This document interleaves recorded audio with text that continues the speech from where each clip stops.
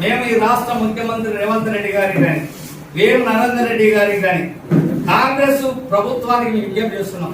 మీ పేరు చెప్పి మాకు వారు ఉన్నారని, మాకు అండదండలు ఉన్నాయని ఇక్కడ రైతాంగాన్ని మరి కష్టపడి కొనుగోలు చేసిన ప్లాట్లు కానీ ఈ బకాయిలు కానీ ఎగబెడితే అప్పుడు ఎగబెడితే చూస్తూ ఊరుకోం. ఏ పరిస్థితుల్లోనూ తిరుగుబాటు చేస్తాం. మీరు వెంటనే అతని చర్యలపైన చర్యలు తీసుకోవాలని ఈ రాష్ట్ర ప్రభుత్వానికి, ముఖ్యంగా వేమనరేంద్ర రెడ్డి గారికి, రేవంత్ రెడ్డి గారికి మేము విజ్ఞప్తి చేస్తున్నాం.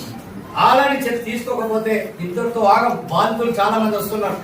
మేము ధైర్యం చేసి పెడుతుంటే వైజాగ్ నుంచి చాలా పెద్ద ఎత్తున రామరాజు, ఎనిమిది రామరాజు కుమ్మక చేసి అక్కడ నుంచి బ్లాక్ లిస్ట్ ఇక్కడికి వచ్చిండు. మా దగ్గర ఎవిడెన్స్ ఉందని చెప్తున్నాం. ఇక్కడ రేవాలి మరి రంజిత్ రెడ్డి చేసినటువంటి అరాచకాలు, బినామీ పెట్టి చేస్తున్నటువంటి అక్రమాలు, భూ అక్రమం, దందాలు, వాటి మీద కూడా మా దగ్గరికి వస్తున్నారు. వారందరూ కూడా ఎవరికి కూడా ఎవరో ఒక నాయకుడు కావాలి. దానికోసమే మేము న్యాయబద్ధంగా, నిజాయితీగా, చట్ట పరిధిలో పోరాటానికి సిద్ధం. మొన్న కూడా 3 రోజుల క్రితం మరి వారెవరు కోటిరెడ్డి గారు వయా మీడియా మమ్మల్ని ప్లస్ ఆ రామరాజును మీడియేటర్ కూర్చుండబెట్టారు. డీసీపీ ఆఫీస్ ప్రవీణ్ కూర్చుండబెట్టి సెటిల్ పెడితే అయిపోతుంది. ఇప్పుడే చేస్తాం. మాకు వెహికల్స్ కు సంబంధించి కూడా 7 వెహికల్స్ హైదరాబాద్ ఉన్నాయి, వాడుకుంటున్నాం. దానికి వెహికల్కి సంబంధించిన కూడా 43 లక్షలు ఈ సొసైటీకి ఇవ్వాలి సంస్థ. నేను ఇప్పుడే సార్ సాయంత్రం డిసైడ్ చేసి అమౌంట్ ఇచ్చేస్తాను. మా సార్తో ఇప్పుడు మాట్లాడుతూ నేను హ్యాండ్ చేస్తాను. అదే రోజు ఈవినింగ్ కల్లా మీకు ఇస్తాను. అది 10 days. There is no response. నిన్నగాక మన రాత్రి మరొక పెద్ద మనిషితో పిలిపించి, సీఎం ఆఫీస్ ఒక పెద్ద మనిషితో పిలిపించి మేము సెటిల్ చేస్తాం. ఏంటి చేసులేదు చేస్తాం.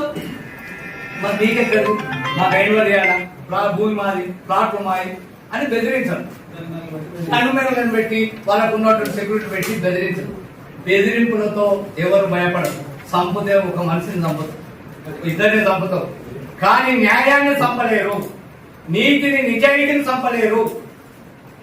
ఈ నీతి నిజాయితీ కోసం ప్రజలందరినీ సమీకరిస్తాం. ఇక్కడ రైతులను, పక్క గ్రామాలందరూ కూడా చూస్తున్నారు నీ అరాచకాన్ని, నీ దుర్మార్గాన్ని, నీ భయాభ్రాంతులను చేస్తున్నటువంటి చూస్తున్నారు. తప్పనిసరిగా నీ యొక్క పడతాం. నువ్వు తక్షణమే ఇవి న్యాయబద్ధంగా నువ్వు సెటిల్ చేసుకొని రాజుకి వచ్చి చేస్తే తప్ప నీకు ప్రజల్లో ఏమాత్రం ఆదరణ ఉండదు. ఇప్పటికే నీ పరిస్థితి చాలా భయంకరమైనటువంటి పరిస్థితికి నెట్టివేయబడుతున్నావు. రాజకీయంగా భూస్థాపితం అవుతావు.